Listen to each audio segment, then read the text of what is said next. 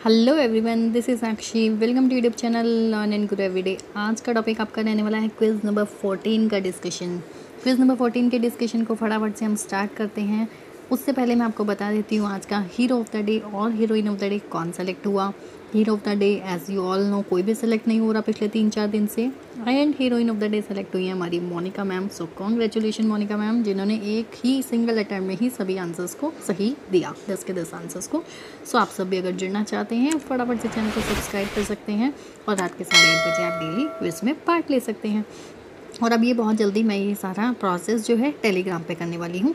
So start Telegram पे करेंगे और ज़्यादा मज़ा आएगा। उसके अंदर क्विज़ को हम टेलीग्राम पे जब करेंगे उसमें क्वेश्चंस आपका तुरंत आपको आंसर पता चलेगा एंड देन उसका डिस्कशन चाहे मैं यूट्यूब पे ही कर दूँगी। ठीक है, टेलीग्राम का आपको एक या दो दिन में आपको लिंक प्रोवाइड कर दूँगी जल्दी से।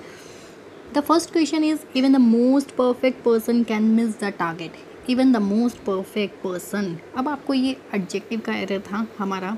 इसमें परफेक्ट से पहले मोस्ट वर्ड कभी भी नहीं आता। मोस्ट परफेक्ट कुछ नहीं होता। Even the perfect person can miss the target, so यहाँ पे मोस्ट नहीं आएगा। सो हमारा फर्स्ट पार्ट में एरर था। सो नेक्स्ट क्वेश्चन में पढ़ते हैं। नेक्स्ट क्वेश्चन हमारी स्क्रीन पे ये रहा, question number 2। Terrorist organization kill innocent people to spread a violence, या फिर नो एरर। बहुत से कैंडिडेट्स की इसमें गड़बड़ थी।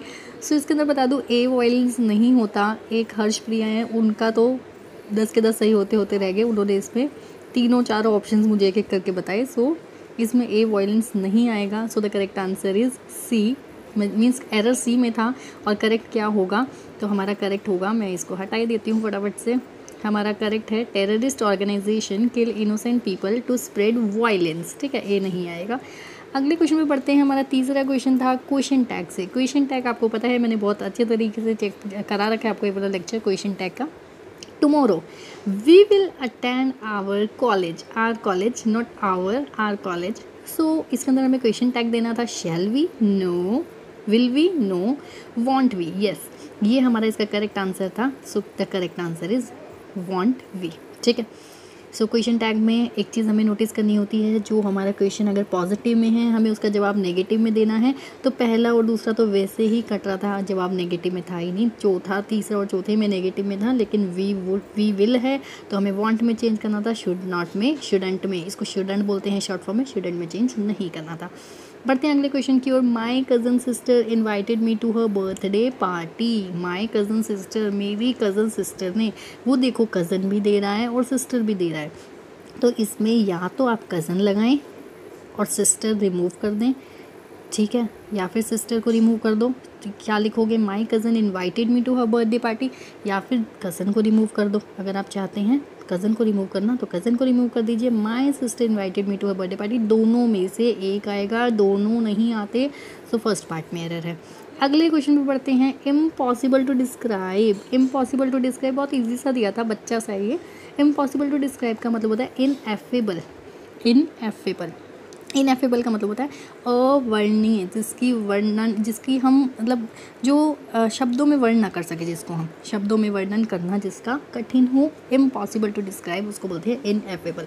ठीक है, इससे आपका सिनोनियम भी रेडी हो गया ये वाला। अच्छा चलो बाकी के भी थोड़े से बता ही देती हूँ। मिरेकलस का मतलब पता है क्या होता है? मिरेकलस का मतलब होता है एकदम से कम्प्लीटली अनएक्सपेक्टेड। क्या होता है? कम्प्लीटली अनएक्सपेक्टेड, मतलब अचानक से कुछ हो जाना, कहते नहीं है मिरेकल हो गया, अनएक्सपेक्टेड। स्टुपेंडस का भी बता देती हूँ मैं फटाफट से। स्टुपेंडस का मतलब होता है एकदम से, मतलब बहुत लार्ज, कुछ प्रभावशाली सा हो जाना। तो आप इसको हिंदी में प्रभावशाली लिख लीजिए, ज़्यादा बेटर है। ठीक है। Appalling, what is the meaning of appalling? मतलब एकदम से ना कुछ शॉकिंग न्यूज़, लाइक एकदम से झटका लगना, कुछ एकदम से भय उत्पन्न होना, कुछ एकदम से, मतलब हाँ भय उत्पन्न करने वाला लिख सकते हैं सिंपली। अब हम बढ़ते हैं अपने जीके की ओर। जीके में पहला क्वेश्चन हमारा बहुत ही सिंपल क्वेश्चन मैंने आपको दिया था। The first question is very very simple. Sound travel fastest in. Sound travel, देखो ये जीके के क्वेश्चंस हैं। जीके के क्वेश्चंस में आपका history, geography, civics means polity, eco, computer से, साइंस से, कंप्यूटर से, और जनरल अवेयरनेस तो हमारी है। इन सब से क्वेश्चंस बनते हैं, तो मैंने इस बार साइंस उठा ली। साइंस के अंदर मैंने बताया, पूछा आपसे sound travel fastest in steel, air, water, vacuum. Vacuum हमारी क्या है? नहीं हो सकता, एयर भी हमारी हवा नहीं हो सकती, पानी भी नहीं हो सकता। सो steel is the correct answer. Sound travel सबसे ज़्यादा फास्टेस्ट जो करती है वो सॉलिड में करती है। इसका आंसर सॉलिड, ऐसे इसके ऑप्शंस में स्टील, एयर, वाटर ना देके सॉलिड, लिक्विड और गैसेस या फिर चौथा वैक्यूम ऐसा भी ऑप्शंस में दे सकता है। तो सबसे फास्टेस्ट ट्रेवल करती है हमारी साउंड किसमें? सॉलिड में। ठीक है, the correct answer is solid. Solid travel fastest through solids, sound travel fastest through solid. Clear? ऐसा क्यों होता है, रीज़न भी बता दूं आपको। दिस इज़ बिकॉज क्योंकि जो मॉलिक्यूल्स हैं सॉलिड के वो बहुत ज़्यादा आपस में क्लोजर हो जाते हैं, क्लोजर टुगेदर। लिक्विड में भी दूर दूर रहते हैं और गैसेस मीन्स एयर में भी दूर दूर रहते हैं, लेकिन सॉलिड के अंदर जो मॉलिक्यूल्स हैं एकदम से सटे होते हैं, एक दूसरे के साथ चिपके होते हैं, बहुत ज़्यादा क्लोज्ड होते हैं, वेरी क्लोज टुगेदर। इसीलिए साउंड ट्रेवल सबसे ज़्यादा फास्ट किस में करता है? सॉलिड में। So the correct answer is steel. अगले क्वेश्चन में बढ़ते हैं।